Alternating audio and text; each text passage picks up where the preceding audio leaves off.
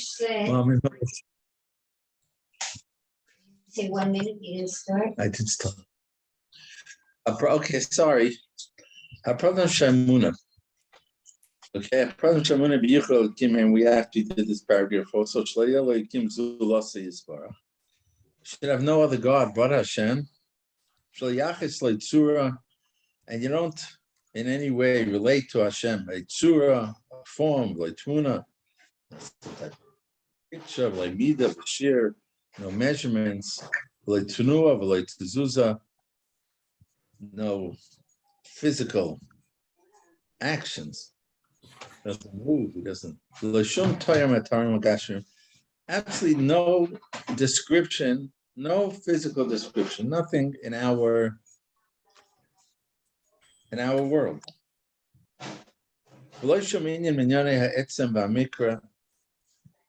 looked that up yesterday, how he translated it. How did he translate that?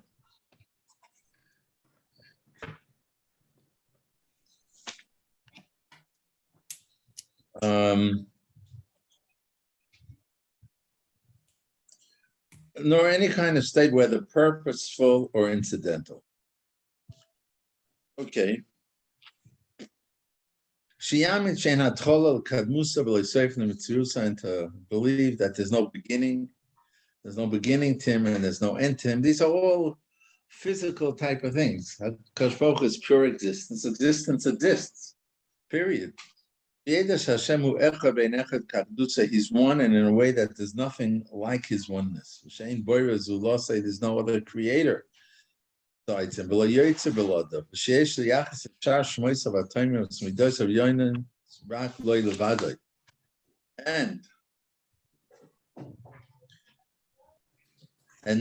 likewise for his other names and attributes, it's all only Hashem has those features.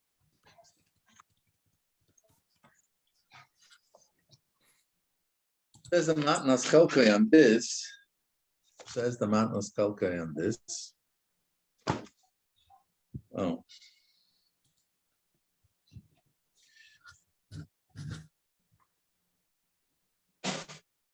He says like this that he said, V'shar shemoisav atayvim, umidoisav ha'elyonos. He says, V'aflein shemoisav shalabayra. We refer to the names that we use for Hashem. Right? We call him the master of the world. Oh yeah, Kadosh Baruch Hu. Terms that we use to refer to Hashem. Without we don't give any thought that there's a difference between saying Ribono Shalaylam and Kadosh Baruch Hu. Pam bikashti bracham es marenu Rabbegoyin Rabbe Loyer Lapianzal. Based predosim imeno zman ma. Ramatzio was leaving Rabbi Lapian yesterday. He said to me in these words, Takash Baruch Hu zal eich geben hatzlocha in alles was tut. For those who don't know Yiddish, Takash Baruch Hu yitain lecha hatzlocha b'chol shatas.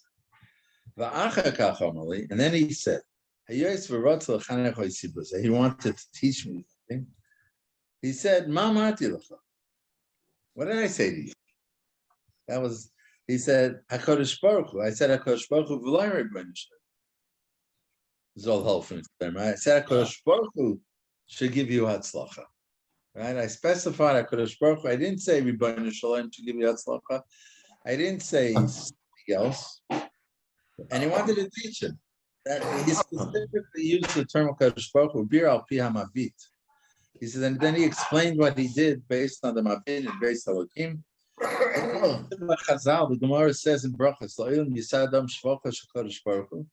Gemara teaches us that the way you daven is that first you have to praise Hashem, you have to be Masada Shvach, recount the Shvach of Hashem, the praises. We have the first three brachos, and then we have the middle ones. So the Mabit says there, you have to understand this. I'm trying to flatter Hashem. When you want to get something from somebody, first you praise him. You make him feel real good, and then you ask him for what you want. But what are we doing here? We're flattering a Kodesh Baruch Hu. Can't be, right? You can't flatter Hashem. It's like not it's a non-starter. He says, really, nobody can praise Hashem. Right? Gemara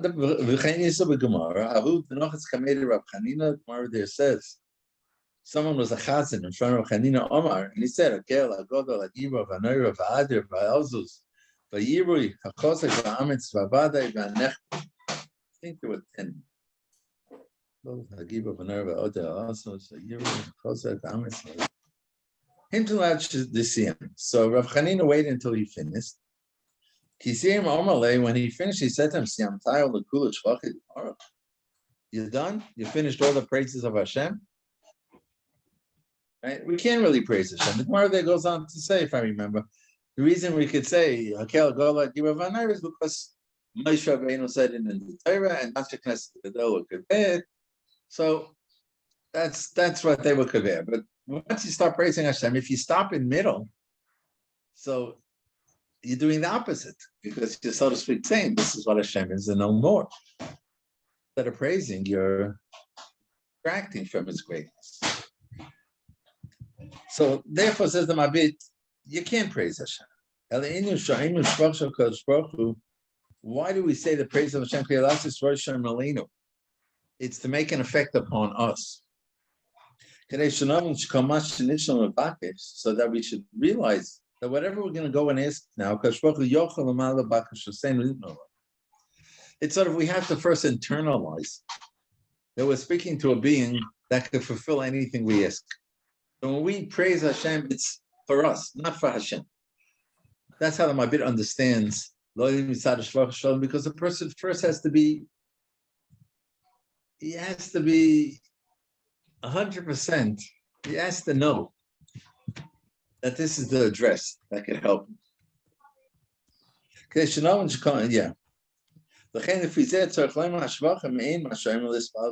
therefore, according to the Mabit, I don't know if he's still talking here or it's Rabban's show. I'm not sure where it starts. If the idea is that I'm internalizing that Hashem is the address, then I really have to praise Hashem with the praises that will relate to my bakasha. If I praise Him with something that's not related, then I haven't internalized that this is the right address for what I'm going to ask. Example, a very big specialist is also a tremendously rich person. So when a sick person approaches him that he should take care of him, so he's going to say, I've heard that you're a very big specialist, and I have this illness. Maybe you can help. But it's a given. When the sick person's going to approach the doctor, he's not going to say, I heard you're very rich. Like, it's not relevant. It's not relevant. It's true he's very rich. Right? But if he's coming to ask him to take care of him, he's going to say, I heard you're a very big expert, a very big specialist. He's not going to say, I heard you're very rich, so maybe you'll take care of him. The opposite is also true. If he's approaching this guy for a donation, he's not going to introduce it by saying, I heard you're a big doctor. Maybe you'll give me a good donation. The Kodesh Baruch Hu, who's great in any way, in everything. You can't describe everything. And that's what the pasuk says. Hashem. Who could speak out the grace of Hashem? Who could, say, could make heard all his praises? You can never fulfill your obligation. In fact, if the point is praising Hashem, you're always going to fall short. And like I'm saying, l'chura, if you fall short, then you did the opposite. I think the Gemara there says, it's like praising someone who has 1,000 gold coins and you say he has some silver coins. You're not praising him. Talking Shoich Levakish Dover Miyucha, but when I'm coming, I'm not coming to praise him. I'm coming to ask him for something. Adam L'chasik Atzim Rois Indian, person has to strengthen himself. That Hashem has those abilities. And he can help him. Says, therefore he has to give that praise. Doctor, I need to be healed. Usher, I need a donation. Then yes, so now, this was all as an explanation why Rav Eliyafon's explaining why when he gave a bracha to him, he said to him, HaKadosh Baruch Hu, and he didn't say Ribono Shel Olam. Shetar HaKadosh Baruch Hu Pirushai, because the expression, the name, HaKadosh Baruch Hu, Hashem is Baruch Hu Mufshat Mikol Olam. HaKadosh means Hashem is beyond the world, he's separate. But he's Baruch Hu because what he does is that he's mashpia bracha to the world. He's really separated from the world. He's Kodesh, but he's Baruch Hu in the fact that he's mashpia. Zero Kodesh Baruch. That's, you have sort of conflicting descriptions. Who Kodesh, which means he's mufsha, not part of the world. Umukar brachas, and yet he's the source of all the brachas. Okay, and a bolavakish bracha. So if you want a bracha, the way you turn to Hashem is you have to say he's a Kodesh Baruch Hu because he's the source of all the brachas. The shtamis v'shem zeh Hashem is Baruch Hu Mukar brachas. And you have to think every time you say Mishtamis v'shem Hashem is Baruch Hu, one of the names of Kodesh Baruch Hu, Ma Pirush Hashem is that Hashem. What does this name mean? Ve'ezeh kavoni yesh bo, and what's its intention? What is its? You shouldn't just say a term. You're just saying what people say. Okay, you need to find, according to the Mabit, when you're turning to HaKadosh Baruch Hu and giving a bracha, you need to find the term in praise of Hashem that describes your bakosh, that he's the source for that bakosh. And therefore, it's proper, said by Rebellia, to say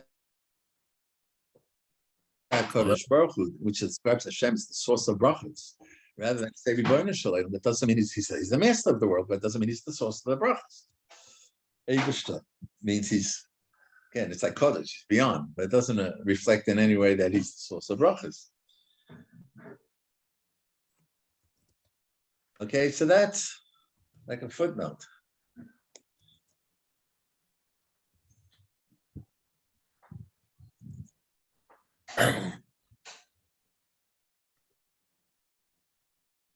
Okay.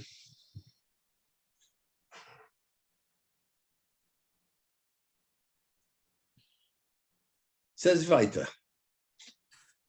So weiter, that was the pratim of Yichud Elikim.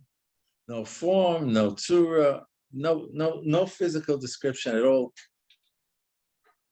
Right now, to attribute him any physical midos, nothing.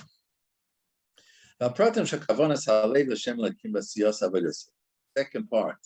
of this cheshbon nefesh is my kavanas halev that I'm doing my action for Hashem's avodah. Shekavin ben pulase, the intention should be rak l'shmei hagadol.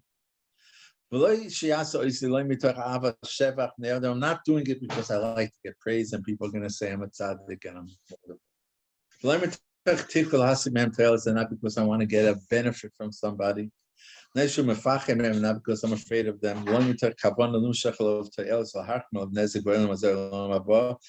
not with the intention either to protect myself from something bad or to get a gain, whether in this world or not this or the next world. When you